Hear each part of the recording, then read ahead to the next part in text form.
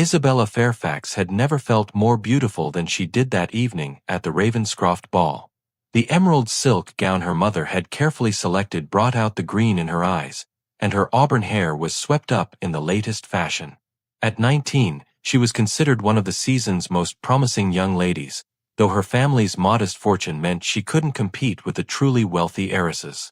Still, as she glided across the marble floor of London's most prestigious ballroom, she felt like a princess in a fairy tale. The chandeliers cast golden light across hundreds of guests dressed in their finest evening wear. Ladies in jewel-toned gowns waltzed with gentlemen in pristine black tailcoats, while the orchestra played from the elevated platform. Isabella had already danced twice that evening with acceptable young gentlemen, but nothing that made her pulse quicken. She was sipping champagne with her friend Caroline when she noticed him watching her from across the room. Duke Lucian Blackthorne was impossible to ignore. Even in a room full of London's most distinguished men, he commanded attention without effort. His dark hair was perfectly styled, his evening clothes immaculate, and his penetrating blue eyes seemed to see straight through a person's soul. At 32, he was considered the most eligible bachelor in England, though whispers followed him wherever he went. His young wife had died 3 years ago under mysterious circumstances, and he'd shown no interest in remarrying since. "Good heavens," Caroline whispered, gripping Isabella's arm. "The Duke is looking at you." Isabella's heart began to beat faster as she watched him stride across the ballroom with purpose. Other couples stepped aside as he passed, bowing respectfully. She had never been this close to such powerful nobility before. Her father was merely a country gentleman with a small estate, nothing compared to the Duke's vast holdings and political influence. "Miss Fairfax." His voice was smooth as silk when he stopped before her and bowed elegantly. "Would you honor me with this waltz?" Isabella couldn't find her voice for a moment. Every young lady in the room would kill for such an invitation. She managed a graceful curtsy, her cheeks flushed with excitement. "It would be my pleasure, Your Grace." His gloved hand was firm as he led her onto the dance floor. The other couple seemed to fade away as the orchestra began the opening notes of a waltz. Isabella placed her hand on his shoulder and felt the solid strength beneath his perfectly tailored jacket. When his arm encircled her waist, she thought she might faint from the thrill of it all. "You dance beautifully," he murmured as they began to move together in perfect harmony. His dancing was flawless, leading her effortlessly through the intricate steps. Isabella felt as if she were floating on air. "Thank you, Your Grace," she managed to say, looking up into those intense blue eyes. There was something almost predatory in his gaze that made her shiver, though she told herself it was just excitement. They spun gracefully around the ballroom, other couples creating a colorful blur around them. Isabella had never felt so alive, so desired. This was the moment every young lady dreamed of, dancing with the most powerful man in England while hundreds of envious eyes watched. She could practically hear the whispers starting already. By tomorrow, everyone in London would be talking about how the Duke had singled out little Isabella Fairfax. But then something changed.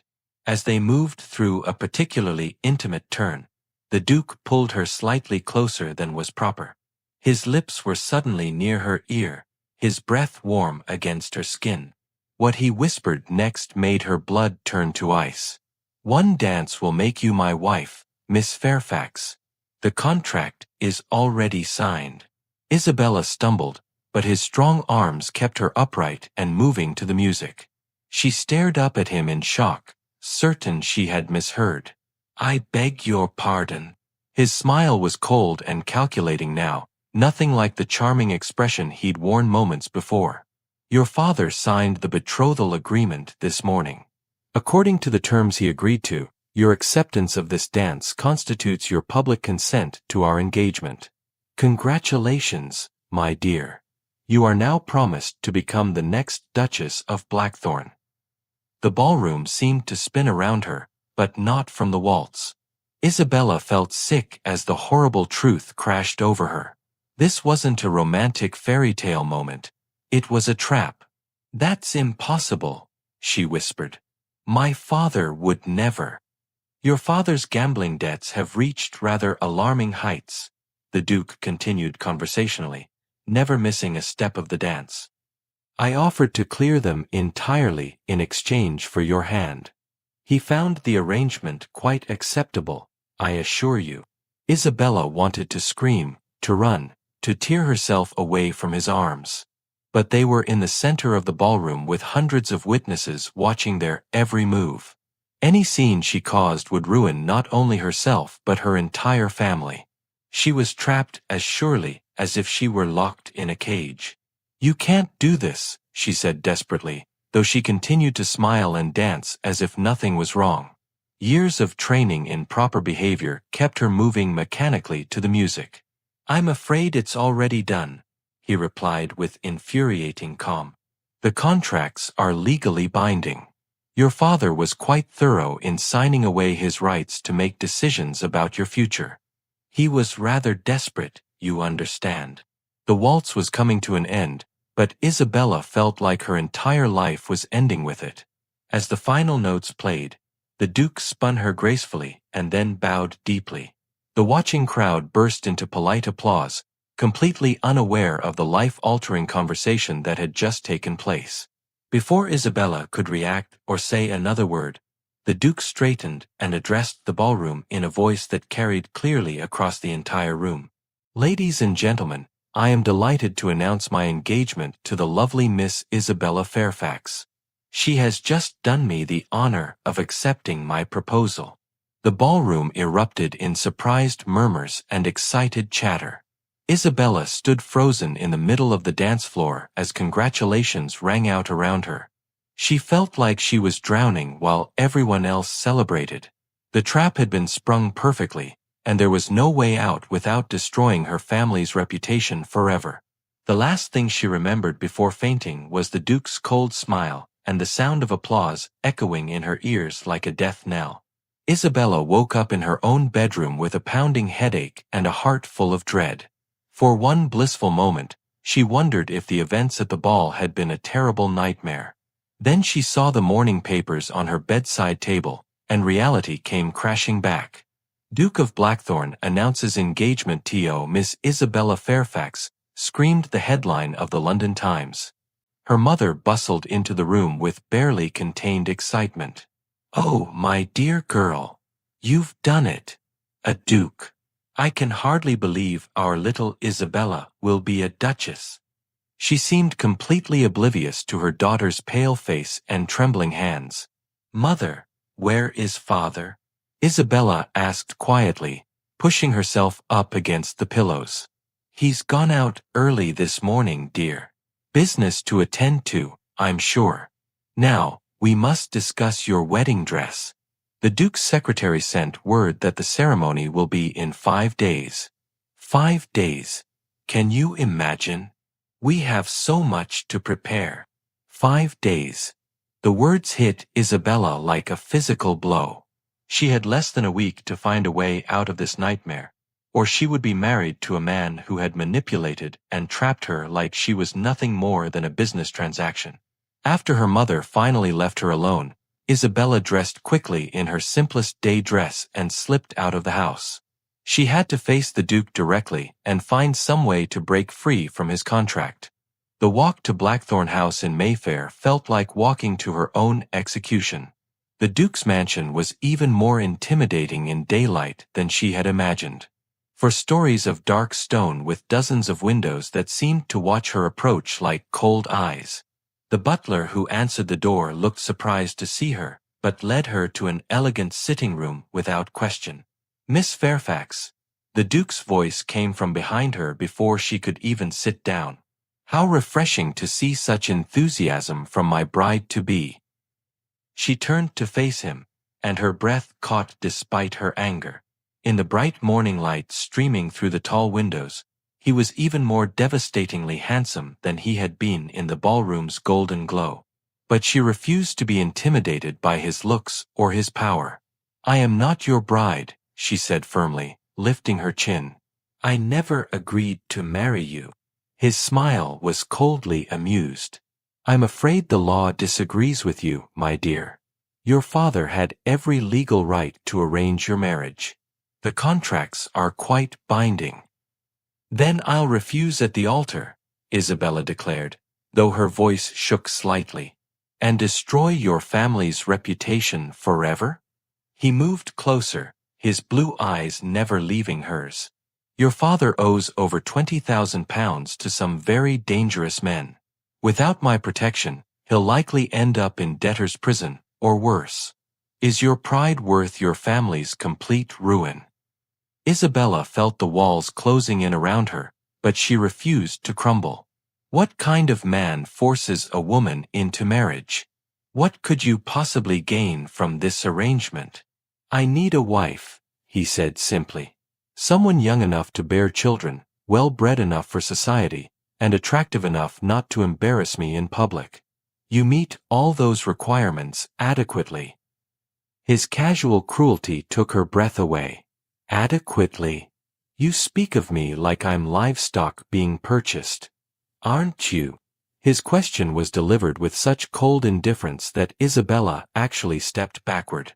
I'm paying your father's debts, providing your family with security, and elevating you to one of the highest positions in society. In return, you'll give me an heir and manage my household. It's a fair business arrangement. What about love? The question slipped out before she could stop it. Something flickered across his face. Pain, anger, she couldn't tell which. Love is a luxury neither of us can afford. I tried love once, and it ended in tragedy. I won't make that mistake again. Isabella seized on this crack in his armor. Your first wife. What happened to her? His jaw tightened, and for a moment she saw past his cold mask to the wounded man beneath. That is none of your concern. If I'm to be your wife, everything about you is my concern, she shot back, surprised by her own boldness. You will be my wife in name only, he said harshly. You'll perform your duties as Duchess, bear my children, and stay out of my personal affairs. In return, you'll have wealth, position, and protection. Many women would consider that a generous bargain. I am not many women, Isabella said, meeting his gaze steadily.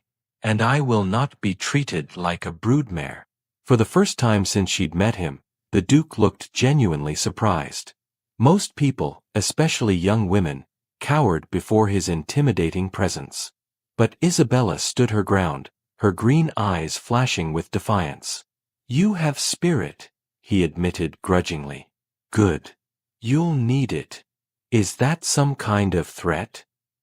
It's a warning, he replied. Being a duchess isn't easy, especially in this house. My servants whisper about my late wife's death, and society watches my every move for signs of scandal. You'll need strength to survive here. Isabella felt a chill run down her spine. What really happened to your wife? His face went completely blank, like a door slamming shut. She died. That's all you need to know. I have a right to know what I'm walking into. You have no rights except what I choose to give you, he said coldly. Remember that, Miss Fairfax. In 5 days, you'll be completely under my power. I suggest you use that time to make peace with your situation, because nothing will change it. As Isabella left Blackthorn House, her mind was spinning with determination rather than defeat. She had seen something in the Duke's eyes when he spoke of his late wife. Guilt, pain, maybe even fear. There was more to his story than he was telling, and if she could uncover the truth, she might find a way to gain some power in this arrangement. She had 5 days to discover his secrets and find a way to turn this trap into something she could survive. The battle for her freedom was just beginning. The next 3 days passed in a blur of wedding preparations that felt more like preparing for her own funeral. Isabella found herself swept along in a current of dress fittings, flower selections, and menu tastings, all while the Duke played the part of the devoted fiancé in public. To the outside world, they appeared to be the perfect couple, he attentive and charming, she blushing and grateful for his attention. But Isabella was far from grateful.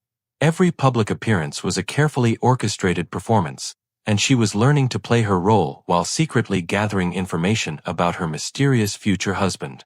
At the dressmaker's shop, she overheard two society ladies whispering about the Duke's first marriage. "Poor Catherine was so young when she died," one said. "Only 21, and the baby with her. Such a tragedy." Isabella's blood ran cold. The first Duchess had died in childbirth, taking the Duke's heir with her. No wonder he was so coldly determined to secure another wife quickly. She wasn't just being forced into marriage, she was being recruited as a replacement for a dead woman. That evening, she attended another ball with the Duke, this time as his official fiancé. He was the perfect gentleman, bringing her champagne, introducing her to important people, and dancing with her twice. But Isabella could feel the calculation behind every gesture. He was showing off his prize, making sure all of London society saw that he had successfully claimed her. "You're learning to play the game well," he murmured as they waltzed. His hand on her waist felt possessive now rather than romantic. "What game is that?" Isabella asked, smiling brightly for the benefit of their audience.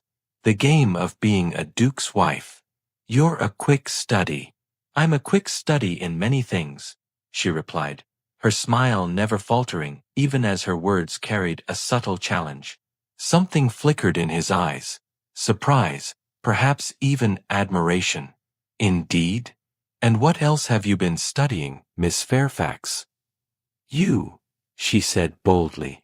"I've been learning about my future husband. It's fascinating what people will tell you when they think you're just a naive young bride." His grip on her hand tightened slightly.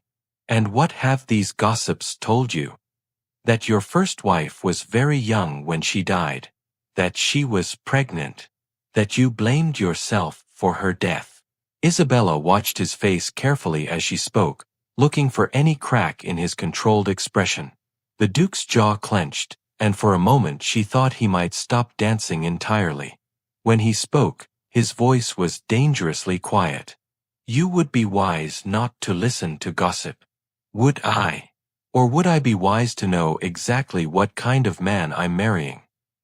Isabella's courage surprised even herself. 3 days ago, she would never have dared to challenge him so directly. "The kind of man who could make your life very difficult if you displease him," he warned. "My life is already difficult, Your Grace. You've seen to that." They finished the dance in tense silence, but Isabella felt a small victory. She had gotten under his skin, made him show emotion instead of his usual cold control. If she could keep pushing, maybe she could find the leverage she needed. The next morning brought another revelation. While visiting the florist with her mother, Isabella struck up a conversation with a shopgirl who had once worked as a maid at Blackthorn House. "Oh, miss, you're marrying His Grace," the girl said with wide eyes. "Begging your pardon, but I used to work there. The servants, they say he's never gotten over what happened to the first Duchess." "What do you mean?" Isabella asked carefully. "Well, she died having his baby, didn't she? But the thing is, His Grace, he was away when it happened. Gone to his country estate on business, he was. Came back to find them both dead." The girl's voice dropped to a whisper. "Cook says he went half mad with grief and guilt. Locked himself away for months. Wouldn't see nobody." Isabella's heart began to race. This was a piece of the puzzle she hadn't expected. The Duke hadn't been present when his wife died. He had lost both his wife and child while he was away, unable to help or even say goodbye. Suddenly, his cold, controlling behavior made more sense. He wasn't just cruel. He was terrified. Terrified of caring too much, of being vulnerable, of losing someone again. His insistence on treating their marriage as a business arrangement wasn't just cruelty, it was self-protection. That evening, she was summoned once again to Blackthorn House for a final discussion before the wedding. The Duke received her in his study this time, a dark, masculine room lined with books and dominated by a massive desk. He looked tired, she noticed, as if he hadn't been sleeping well. "Tomorrow you become my wife," he said without preamble. "I want to make certain we understand each other." "I understand perfectly," Isabella replied, taking the seat he offered. "You need a replacement for Catherine." The effect of his dead wife's name was immediate and devastating. The Duke went completely still, his face draining of color. "Don't," he said quietly. "Don't what? Don't say her name? Don't acknowledge that she existed." Isabella pressed on, driven by some instinct she didn't fully understand. "I know you weren't there when she died.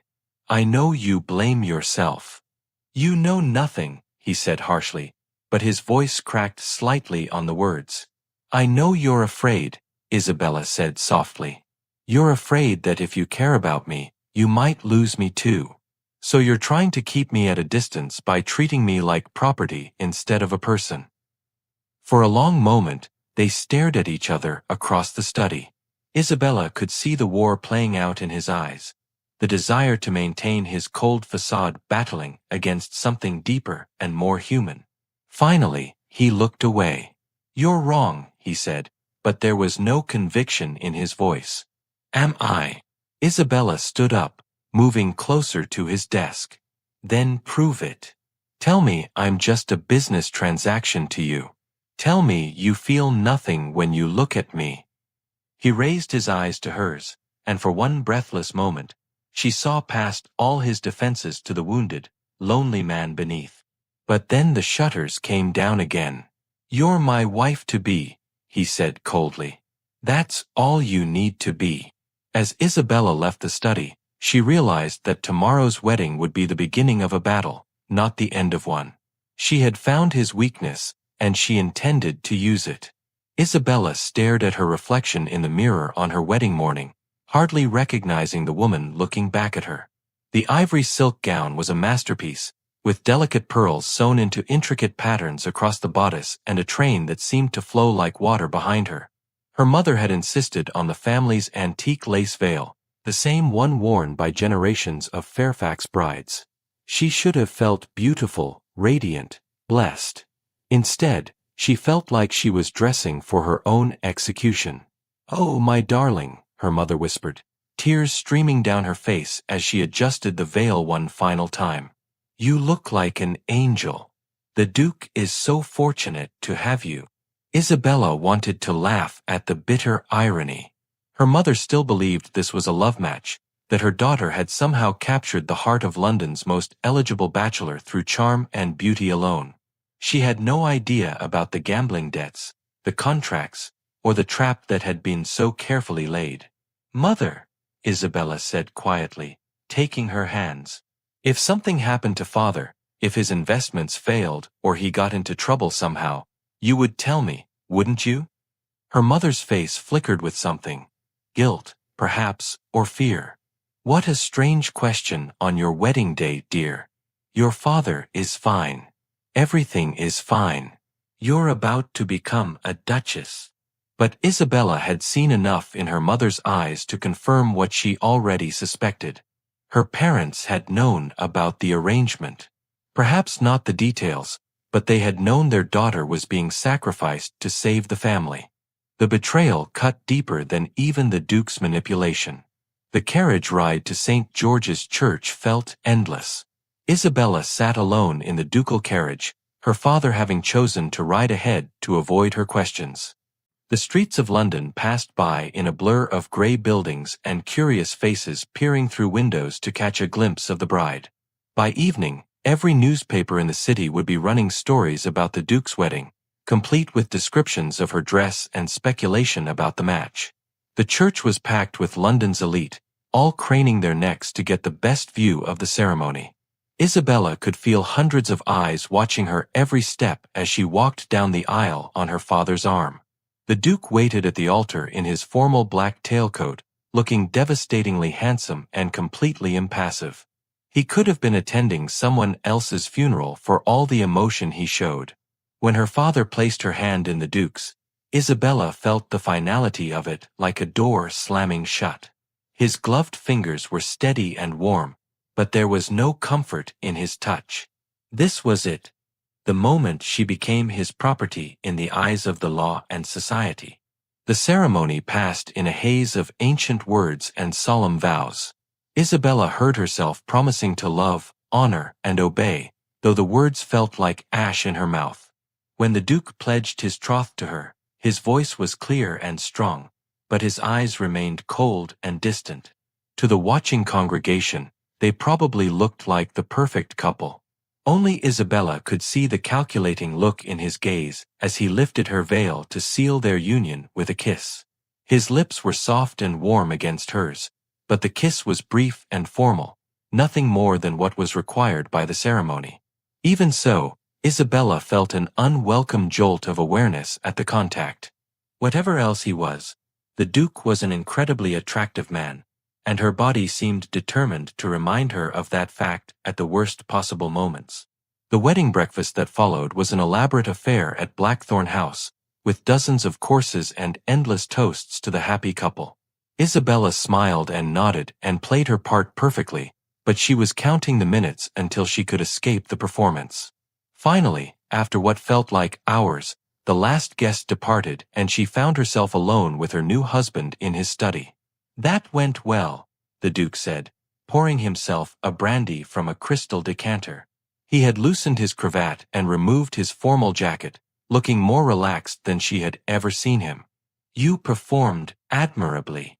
"Performed," Isabella repeated flatly. "Is that what you think this was? A performance? Wasn't it?" He turned to face her, swirling the amber liquid in his glass. "We both played our roles perfectly. The devoted bride, the smitten groom. London society will talk about what a beautiful couple we make." Isabella felt her carefully controlled composure beginning to crack. "And what happens now?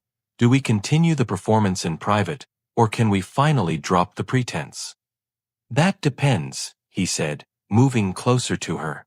"On what kind of wife you intend to be." The words hung between them, loaded with implication.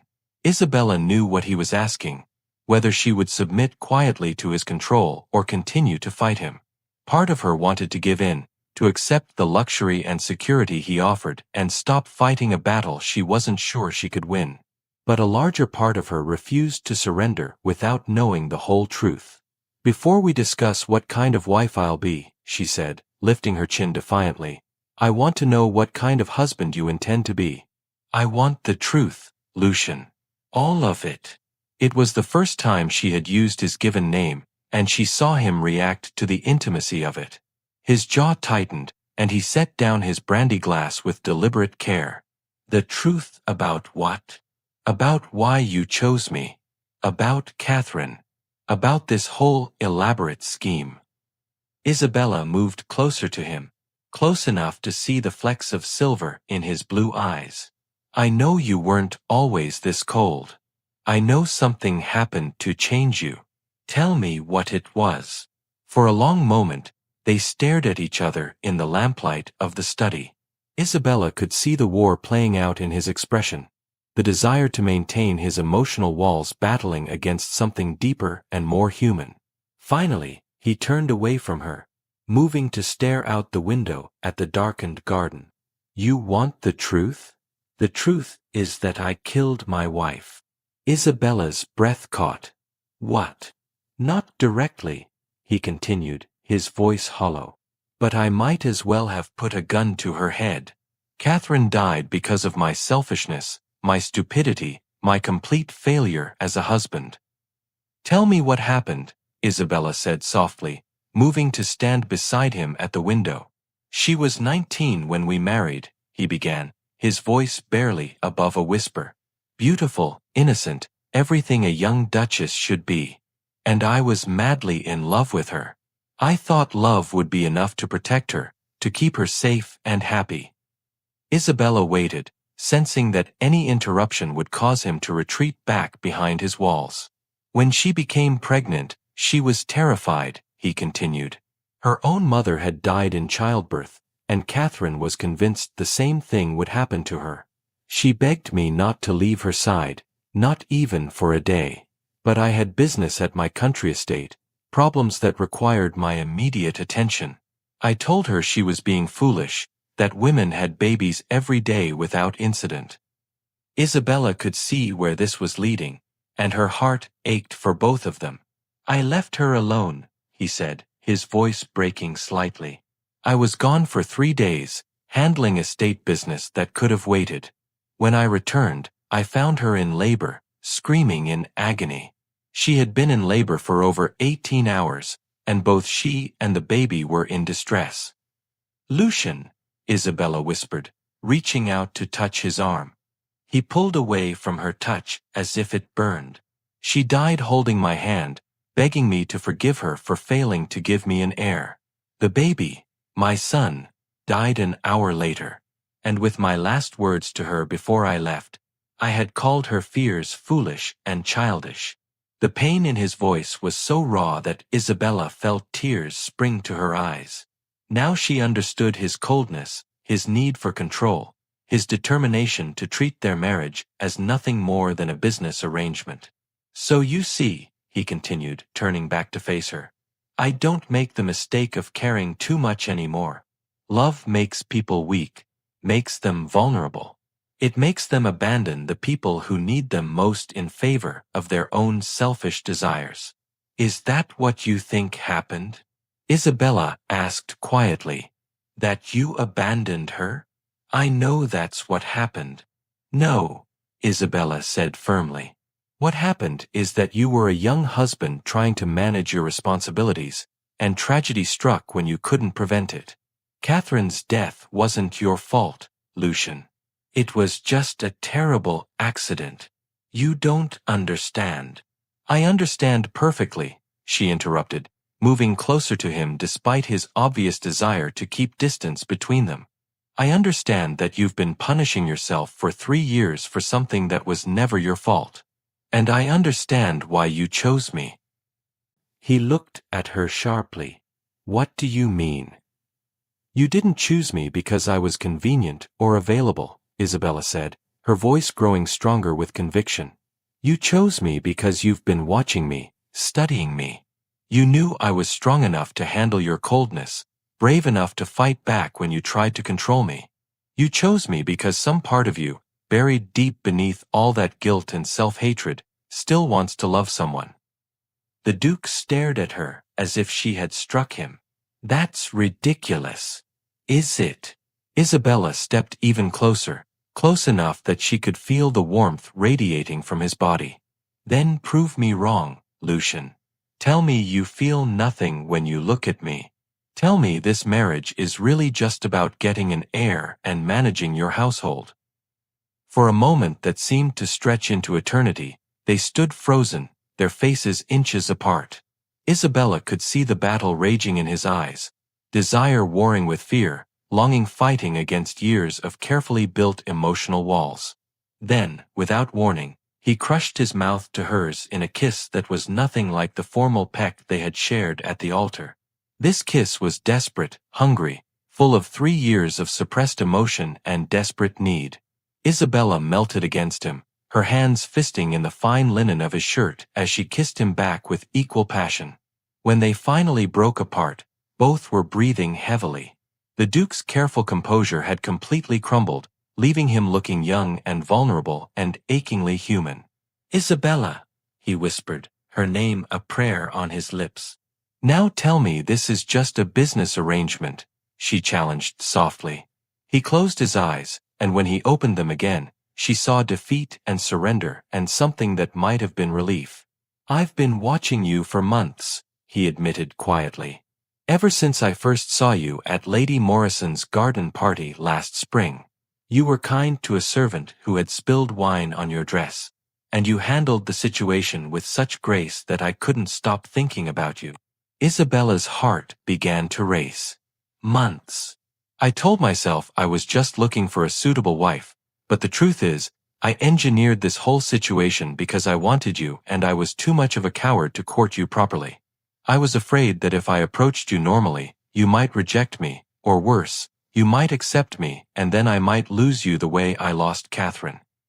The confession hung between them like a bridge over a chasm.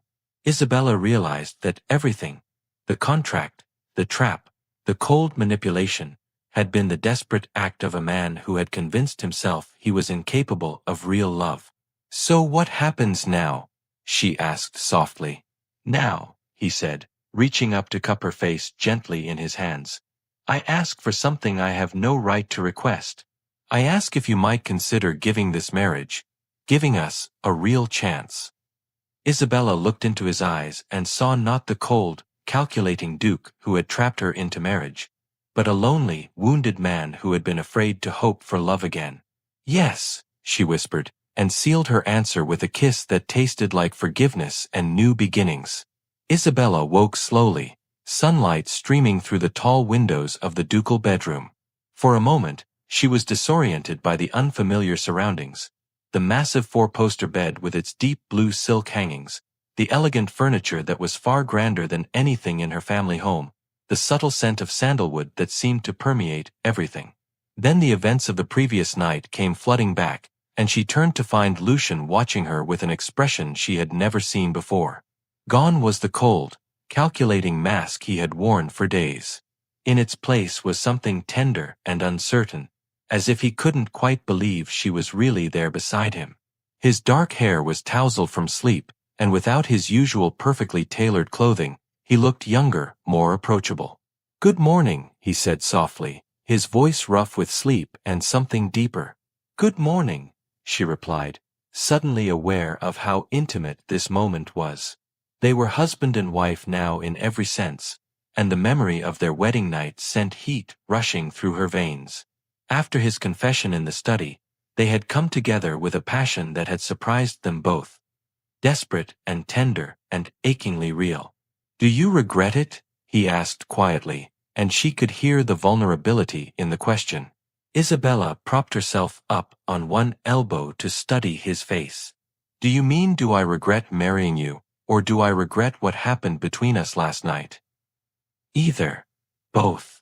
His blue eyes searched hers with an intensity that made her breath catch.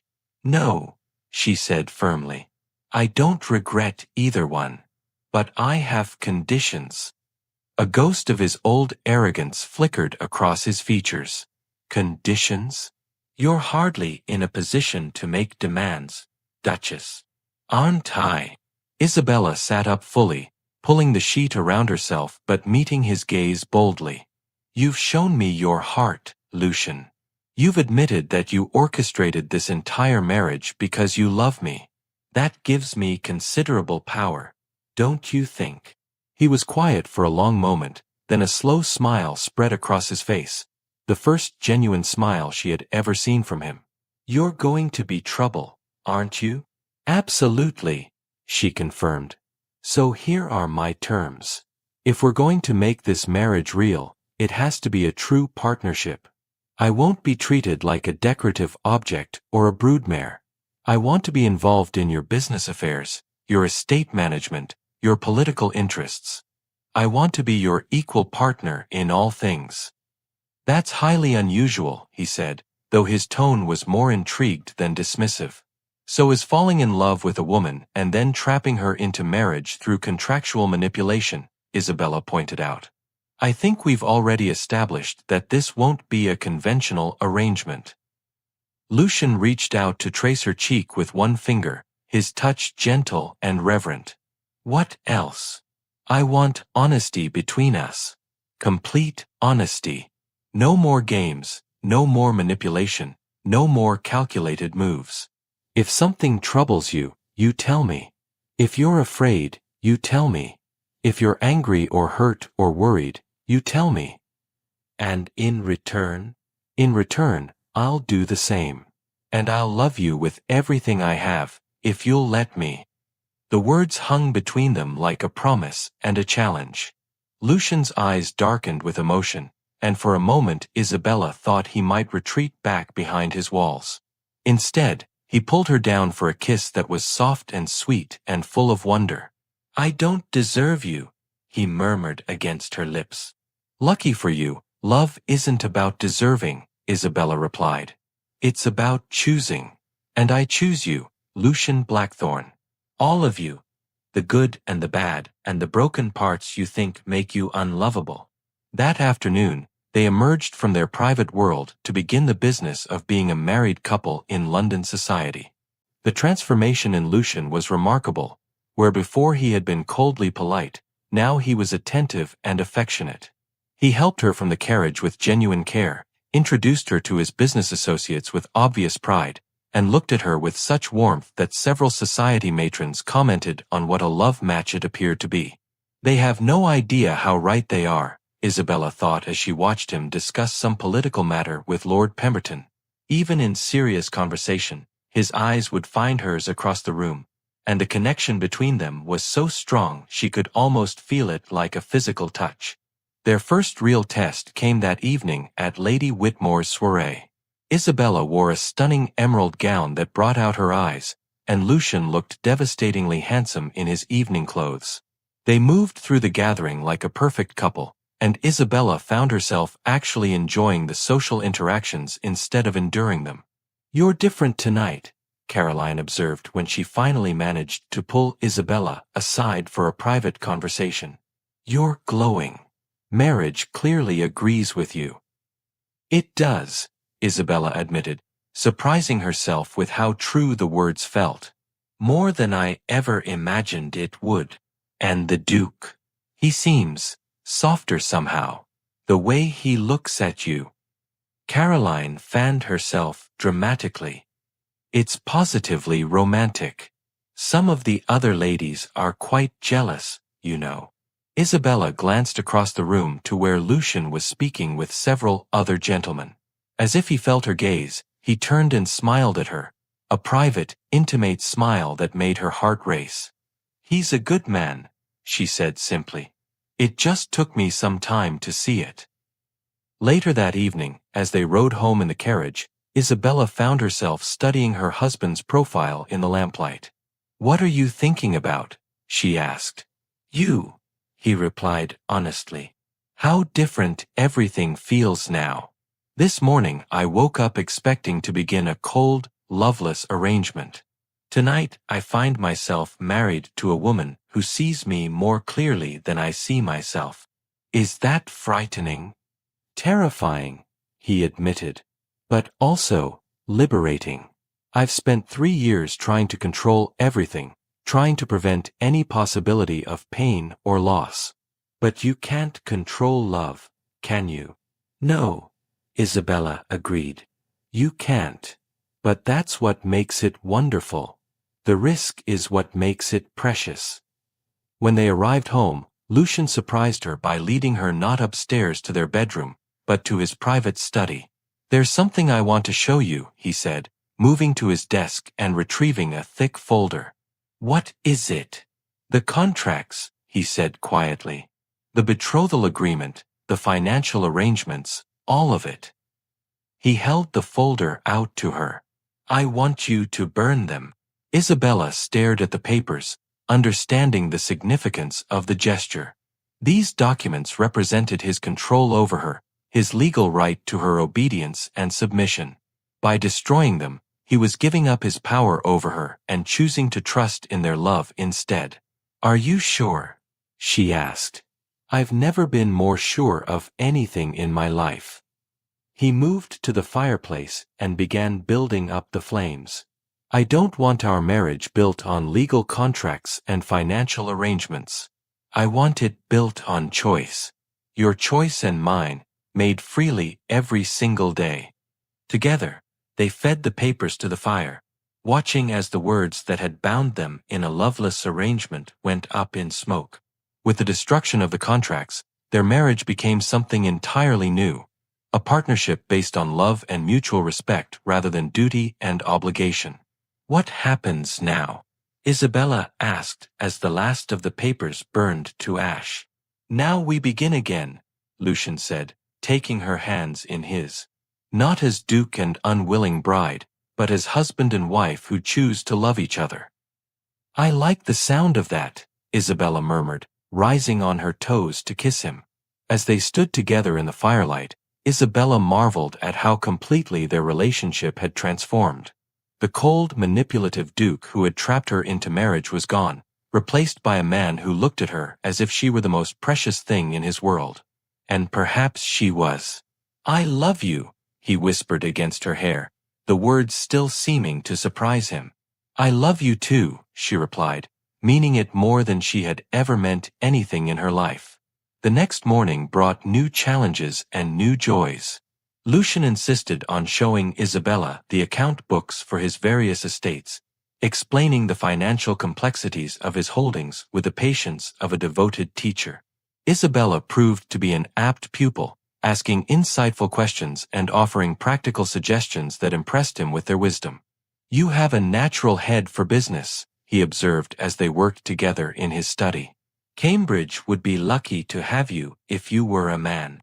"Well, since I'm not, you'll have to settle for having me as your partner instead," Isabella replied with a smile. "I can think of worse fates," he said, leaning over to steal a kiss. Their newfound happiness was interrupted by a knock at the study door.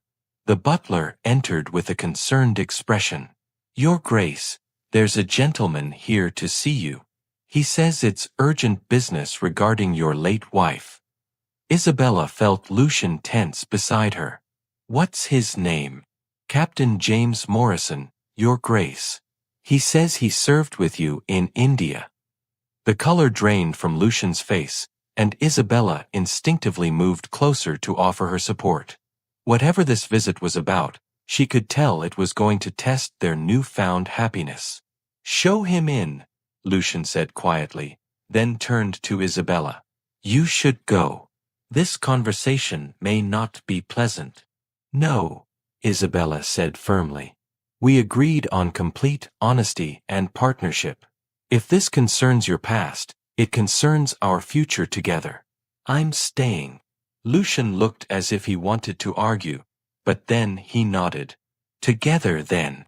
Captain Morrison proved to be a weathered man in his 40s with sharp eyes and a military bearing. He looked surprised to see Isabella but bowed politely before addressing Lucian. "Your Grace, I apologize for the intrusion, but I felt you should know. There have been rumors circulating about your wife's death. Someone has been asking questions, implying that there was something suspicious about the circumstances." Isabella felt her heart sink. Just when they had found happiness, the past was threatening to destroy it. "What kind of questions?" Lucian asked, his voice deadly calm. "Questions about why you were away when she died. Questions about your financial situation at the time, whether you might have had reasons to want her dead." The captain's voice was apologetic but firm. "I wanted to warn you before the gossip spreads further." Isabella watched her husband's face go completely blank, not with the cold control of before, but with devastation. She could see him retreating, pulling away from her and back into the guilt that had consumed him for 3 years. "Thank you for the warning," Lucian said quietly. "Is there anything else?" "Just this, Your Grace." The captain's voice softened. "I was there in India. I know what kind of man you are. Anyone who suggests you could harm your wife doesn't know you at all." After the captain left, Lucian stood staring out the window with his back to Isabella. She could practically see him building walls around himself again. "Don't," she said quietly. "Don't what? Don't retreat from me. Don't let gossip and lies undo everything we've built." "You don't understand," he said, his voice hollow. "If these rumors spread, they'll destroy not just me, but you as well. You'll be married to a man suspected of murdering his first wife." "Then we'll face it together," Isabella said firmly, moving to stand beside him. "That's what partnerships are for, facing the difficult times as well as the good ones." "Isabella." "No," she interrupted. "I won't let you sacrifice our happiness to protect me from scandal. We're stronger together, Lucian. Whatever comes, we'll handle it as a team." He turned to look at her, and she saw the war playing out in his eyes. the desire to protect her battling against his need for her support and love. Finally, he pulled her into his arms, holding her as if she were a lifeline in a storm. "I don't know what I did to deserve you," he murmured into her hair. "You learned to love again," Isabella replied softly. "And that took more courage than facing any scandal ever could." 6 months had passed since the wedding that had begun as a trap and blossomed into the greatest love story London society had ever witnessed. Isabella stood at the window of their morning room, watching the autumn leaves dance in the garden as she sipped her tea. The rumors that had threatened to destroy their happiness had been thoroughly investigated and dismissed, thanks largely to Captain Morrison's testimony and the statements of several witnesses who had been present during Catherine's tragic death. The scandal that might have ruined them had instead only served to strengthen their bond. "You're glowing again," Lucian observed from the doorway, and Isabella turned to smile at her husband.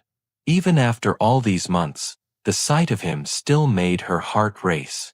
He had abandoned his cold, formal demeanor entirely, and the warmth in his blue eyes never failed to make her feel cherished and desired. "Am I?" she asked innocently, though her hand moved instinctively to rest on her still flat stomach. Lucian crossed the room in 3 quick strides, his eyes widening with understanding. "Isabella, are you?" "Yes," she whispered, unable to contain her joy any longer. "The doctor confirmed it yesterday. We're going to have a baby." For a moment, Lucian went completely still, and Isabella felt a flutter of concern. She knew this moment would be difficult for him, bringing back memories of Catherine and the child he had lost. But then his face broke into the most radiant smile she had ever seen, and he swept her into his arms, spinning her around the morning room. "A baby," he breathed, setting her down gently and cradling her face in his hands. "Our baby. Are you happy?" Isabella asked, searching his eyes for any shadow of the old pain. "Happy doesn't begin to describe it," he replied, his voice thick with emotion.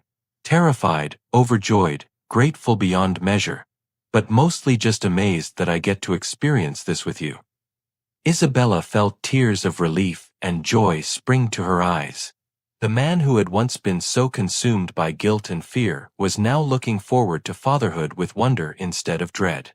"There's something else," she said, smiling up at him. "I want to tell our child the whole story someday. How their father was so desperately in love with their mother that he orchestrated an elaborate scheme to marry her." "You want to tell our child that I trapped you into marriage?" Lucian asked, raising an eyebrow. "I want to tell our child that love makes people do extraordinary things," Isabella corrected, "and that sometimes the most beautiful stories begin with the most unexpected circumstances." That evening, they attended Lady Pemberton's ball, their first public appearance since learning about the pregnancy. Isabella wore a stunning sapphire gown that complemented Lucian's formal evening wear, and together they made such a striking couple that conversations stopped when they entered the ballroom. "Look at them," Isabella overheard Lady Whitmore saying to her companion. "Have you ever seen 2 people more obviously in love? The way the Duke looks at his wife, it's positively scandalous how romantic they are." "I heard the most interesting story about their courtship," another lady replied. "Apparently, he had been watching her for months before he proposed.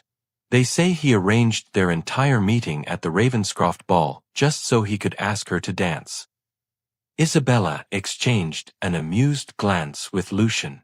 The Ton had created their own romantic version of events, turning his calculated manipulation into a tale of devoted courtship. She found she didn't mind the revision. It was closer to the truth than anyone realized.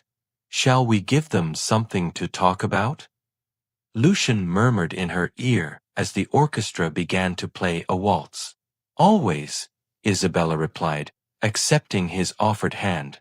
As they took their places on the dance floor, Isabella couldn't help but remember that other waltz 6 months ago, the dance that had changed her life forever.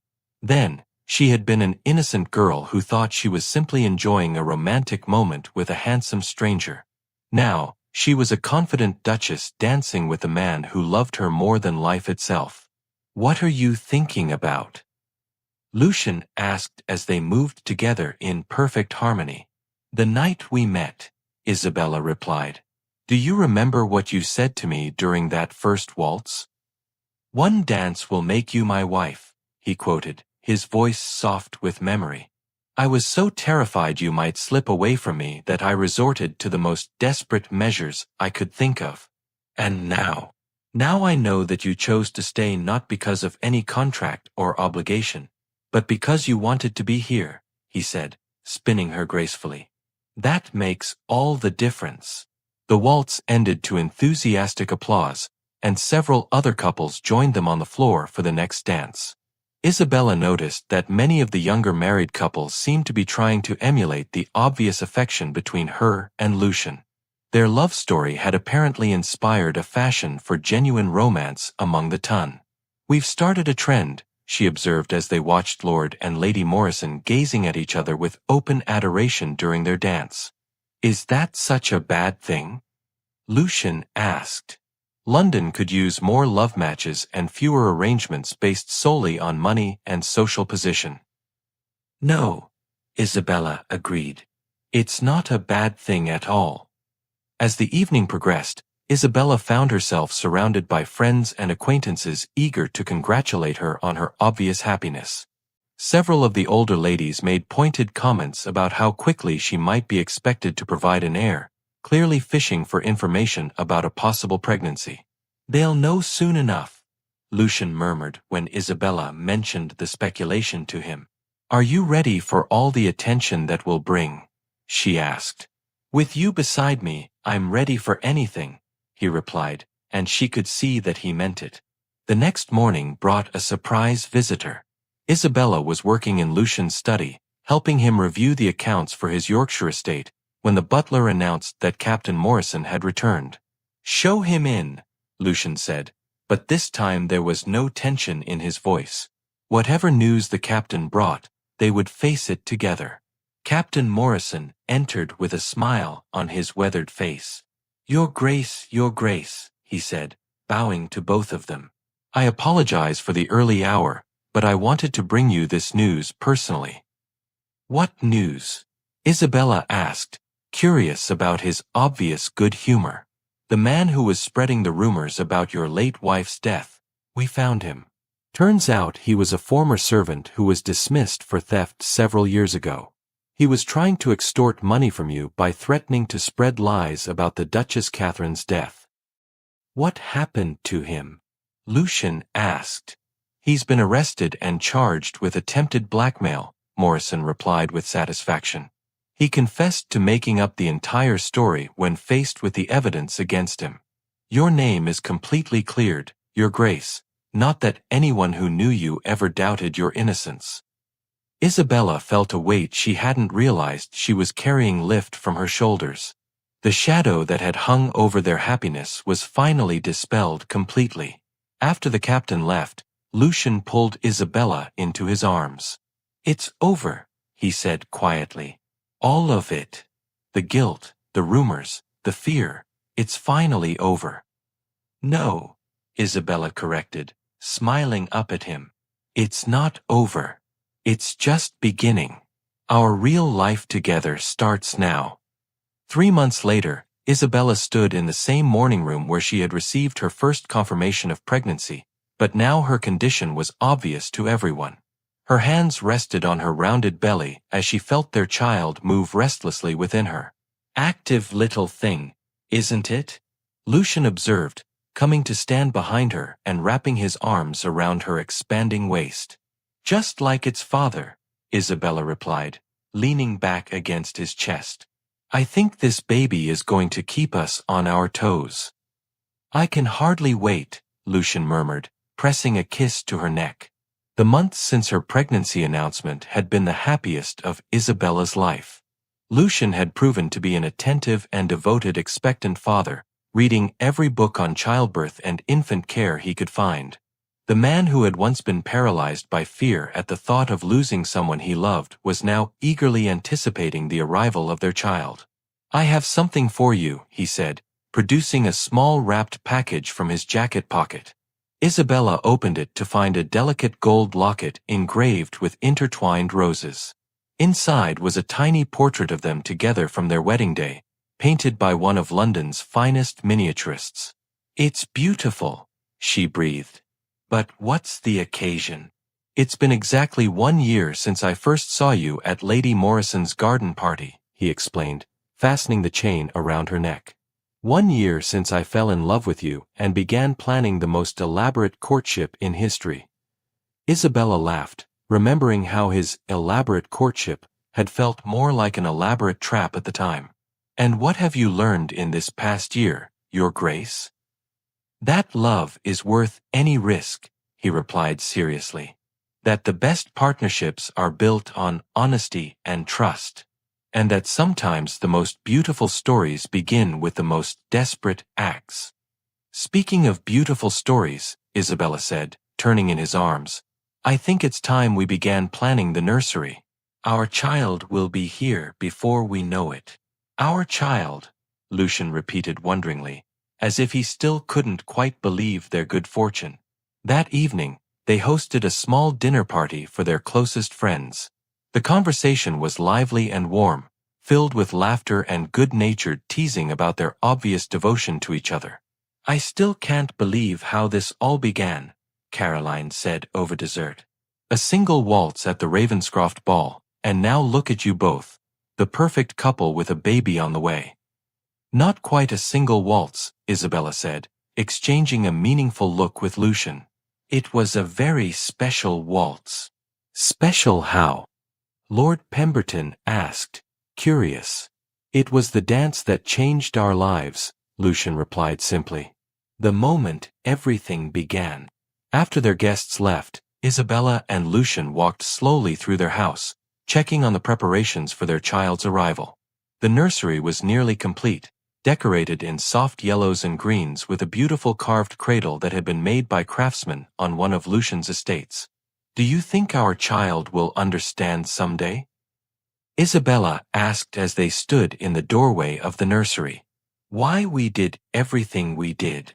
I think our child will understand that love makes people do extraordinary things," Lucian replied, echoing her words from months earlier. "And that the greatest gifts sometimes come disguised as the greatest challenges." "I love you," Isabella said, the words as true and powerful as they had been the first time she spoke them. "And I love you," Lucian replied, pulling her close. "More than I ever thought possible." As they stood together in the soft lamplight, Isabella marveled at how completely their lives had changed. The innocent girl who had accepted a dance from a handsome stranger was gone, replaced by a confident woman who had found her perfect partner in life. The cold, calculating duke who had trapped her into marriage was also gone, replaced by a loving husband who looked forward to the future with joy instead of fear. "Shall we dance?" Lucian asked suddenly, extending his hand to her with the same elegant bow he had offered that night at the Ravenscroft ball. "Always," Isabella replied, taking his hand. There was no orchestra this time, no watching crowd, no elaborate ballroom. Just the two of them moving together in the quiet of their own home, their unborn child safe between them, their love stronger than any challenge they might face. "One dance will make you my wife," Lucian whispered, repeating the words that had started it all. "One dance made me your wife," Isabella corrected softly. "But a lifetime of dancing will make me your partner." As they swayed together in the lamplight, Isabella realized that sometimes the most beautiful prisons really were made of love, and sometimes, if you were very lucky, the trap that caught you turned out to be the key to your greatest happiness. Outside, snow began to fall on London, but inside their home, Isabella and Lucian danced on, creating new memories to add to the love story that had begun with deception and blossomed into the truest happiness either of them had ever known. Their waltz would continue for the rest of their lives, and their children would grow up hearing the story of how one dance had changed everything. How love had conquered fear, how trust had triumphed over manipulation, and how sometimes the best endings came from the most unexpected beginnings.